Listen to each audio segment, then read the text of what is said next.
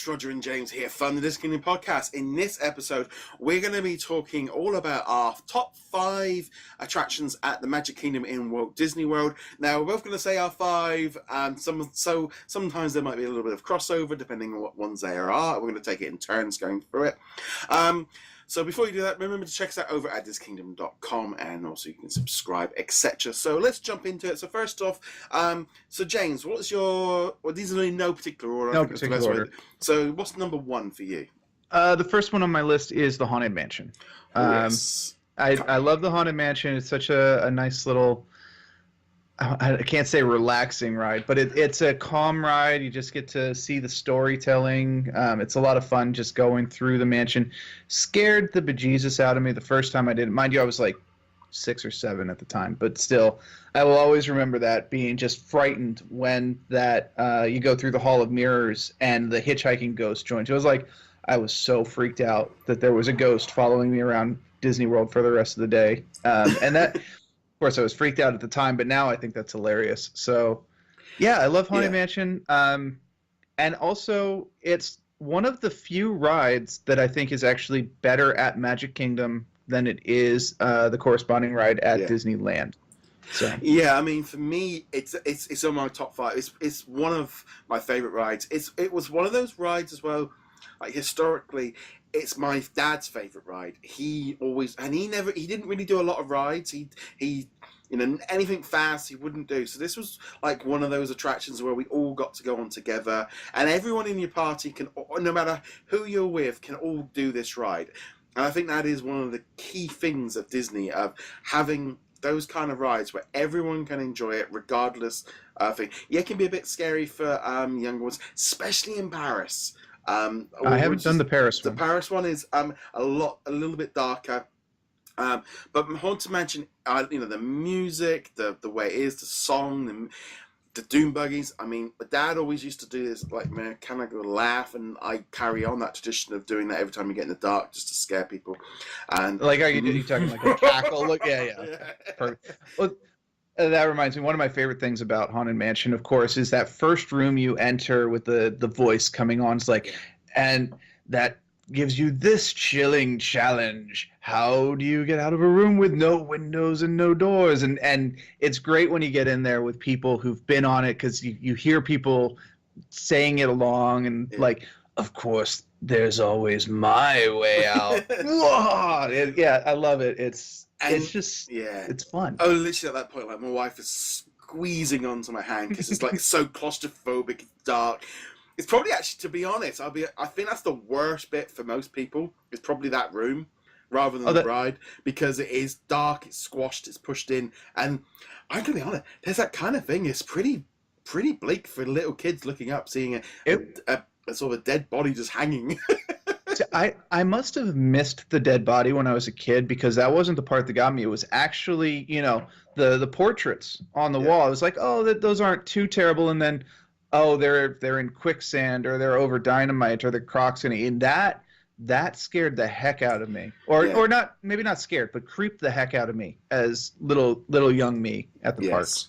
Yeah, no, it's that kind of. The only thing that always bugs me is when it's like, obviously the ride has to stop at certain points, because as an adult but of course every time it stops and it's like start and you're going, well, I know why it's doing it, but there's always that thing of, if you can do a run of it and walking onto it and walking off of it, it's always such a unique way.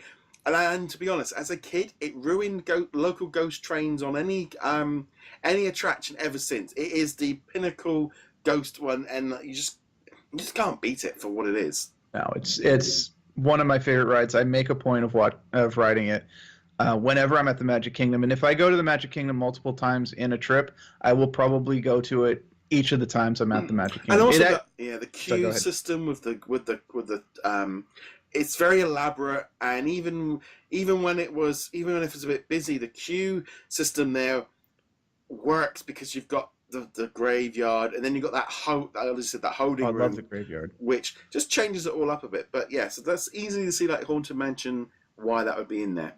So I'll give last point. One last quick point. I love that since you mentioned the graveyard, coming out in the Pet Cemetery, it's specifically at Walt Disney World. If you look to the left, they've got the Pet Cemetery, and they've got a little tombstone for Mr. Toad's Wild Ride, Yeah. which I love.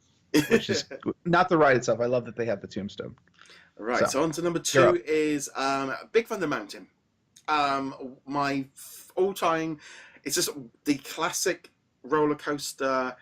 It's fast, it's exciting, but it's also tame enough that everyone does it. It's my mum's favorite attraction. She always, every time we went on it, she wanted to go on it multiple times.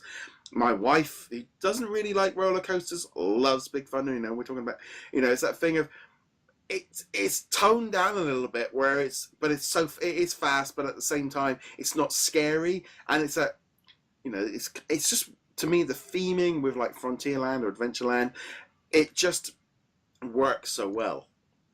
What I really like about it, even though it's a roller coaster, is the fact that you're not really strapped down the way you are with other roller coasters. You just got the lap bar, and then also in the seat itself, there's no divider between you and whoever you're sitting next to. So when you go around those turns, you're slamming into them. When you go around the next turn, they're slamming into you. And it's a different experience than 99% of other roller coasters. Yeah. It's just fun. And that clunking sound as you're going up the hill is like clunk, clunk, clunk, clunk. Also that first grab, you go around the first turn, and then you're going to go up the first hill, and kind of like, no.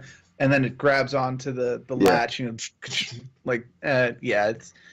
this is one, though, I will say I think Disneyland is the slightly better one, especially because as you're going up that last hill, they've got all the dynamite around you, and then they've got the air cannon shooting out the smoke. So it really feels like the mountain's right about to come down on you if you do not get out right now. Yeah, it's just it's that thing as well. It's liking a bit of that. I think the country vibe as well of where it is, and the music and all the musicians, and even the voiceover guy. It's so iconic that it is that thing of being at the Disney. That is definitely quite easily one of my favorites there.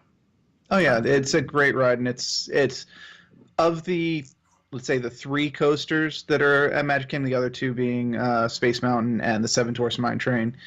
It's the one that's the easiest to get on. It's the one that's the most likely to have a fast pass open or to have the shortest queue. So that's going for it too. Okay, so now on to your second. My second was going to follow the theme of the Haunted Mansion. I was going to go with Pirates of the Caribbean. Yes. Fantastic ride. Definitely one of the originals and all that. I also have a fondness because it is one of the few, if not only, movies based on a ride that was actually really good too. They have gone a little bit overboard with Jack Sparrow since then, but I'm actually really looking forward to seeing this ride after they update the Buy a Bride section, because the woman in red is going to take over the auction, which should be interesting to see. Yeah, I must admit, it's on my top 5. It's that kind of classic attraction. What just signifies going to the Magic Kingdom, going on that ride. Again, same thing with the Haunted Mansion. It was the family ride. That Haunted Mansion, it's a small world. That was like, they were like the family rides that everyone could join. There was that little drop, but it was never anything too much. And obviously the music, again, of just that kind of, again, it's that constant theme of delivering on the multiple different levels and it being fun and being dark. And obviously the Pirates of the Caribbean movie, tying it all in. The fact that they kind of keep upgrading it, updating it, and kind of feeding into it and letting that be part of the ride now. And I think it works well. It kind of mixes the blend together quite well. Like I said, it was on my list because of it just being a family ride. It was. And I do have one fun little story with Pirates of the Caribbean. It's one of the few rides I've been on at Disney that is broken down while I was on it. It was broken down for 45 minutes, and I was sitting next to a pirate who I found out's name is Old Bill, and he is the pirate who is trying to feed the cat some rum. So he's got little kitties around him, and he's drunk out of his mind. And I will always have this burned into my brain because he said it every 5 seconds for 45 minutes. Here, kitty, have a little tot of rum with Old Bill. I'm like, every freaking time. And when I'm with my friend, as we get close to it, we're just like, here, kitty. So I need that on a shirt or like a pin or something. I know Old Bill isn't one of the major ones, but every single time, and that is the ride for me now, is like, all right, here it comes, here's Old Bill. See, last time we tried to get on it, we were literally on the dock ready to get in the boat, and the ride broke down, and they had to turn everybody around and get everybody out. I mean, they gave everybody a fast pass on the way out, but yeah, so that was my last. It wasn't quite unbroken. So in some ways, my wife was kind of glad that we weren't on the boat and stuck. We were just right on the dock, literally ready to step in. So now we're going to jump onto my third. And I'm going to throw out a little bit of a curveball here. Philharmonic Magic. Actually, that was third on my list. Oh, too. right. There we go. Yeah. 3D show featuring classic movies. Donald Duck just being funny. Seeing kids trying to grab stuff, and oh yeah, the flute flying right at you, and all the kids. Well, the kids are like experiencing because this again, like for me, that's like a nice sit down show. You're hot, you're sweaty, you just want somewhere cool and dark just to chill out a bit. It's just a fun that Disney feel of, I think, as well, of like integrating with the different classic movies, and it's just a fun laugh. No matter how many times you see it, it's funny. And again, it's something the whole family can do, the whole party can do together. And that's kind of, I think, for me, it's the one thing with the Magic Kingdom of being that experience where everyone can enjoy it, regardless of. There's so little there that not most people will do pretty much everything, and that's probably why it makes such an impact. And that's exactly what Walt Disney wanted from the main park, was something the families could do together. And I think that show just says it. And for me, just in general, like 3D shows, growing up going to Disney, where you had that and the Muppets, and you had like Honey, I Shrunk the Kids, and even from the other side, things like Terminator 2. To me, that was what always 3D was about. So when I remember when 3D movies started, like Avatar, I'm always expecting the gag of like the thing coming towards the camera. Of course, it never is, and that to me is what 3D movies. It's all about the cheap, cheap gimmick. Oh yeah, and we'll talk about that when we talk about Muppet Vision at Hollywood Studios, because they do the whole, we won't do any.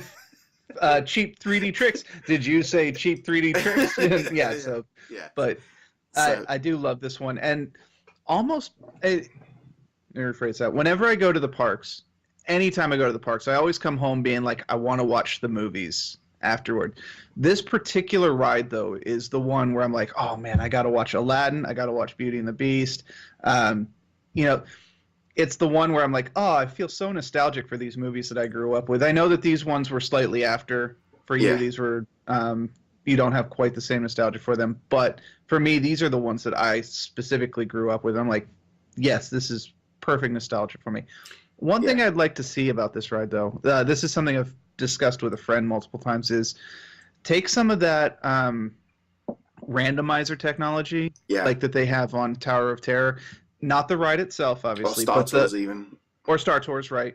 Where instead of having the same show every once, you could have clips, a specific set of clips, and you could insert old movies, new movies, all this fun stuff, and just have them play in a random order, or each one could have a specific set of movies that it could pick from. Like, if you still want to have the water squirting, then you can have something from Little Mermaid or from Finding Nemo or something like that. It'd be nice to kind of vary it up. But at the same time, it's also nice to just be like, I know what I'm getting. And also, as well, it's nice having it being just 2D animation as well, of being the classic cartoon rather than sort of, I think as well, especially with the modern ones being so much more like 3D, it is kind of quite. There's so little left of that kind of generation of. It's nice to have that little cartoony feel. Except that they're not the 2Ds. They've all been redone in 3D. Yeah.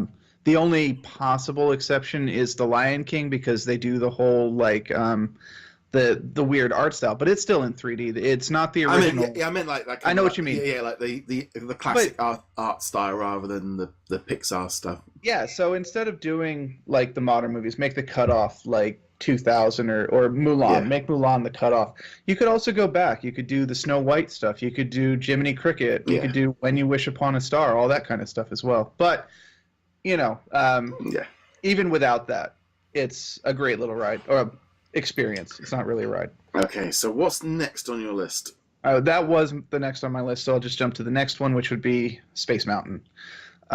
Space Mountain is a great ride. It was a ride that, as a kid, my mom dragged me onto, kicking and screaming. I was like, I do not want to ride this ride. And then when we got off, I was like, can we do that again? So I love the ride. It is slightly better at Disneyland because they've got the side-by-sides and it's a smoother experience. Yeah. Plus, it turned into Hyperspace Mountain, which was freaking awesome, but they undid that, unfortunately.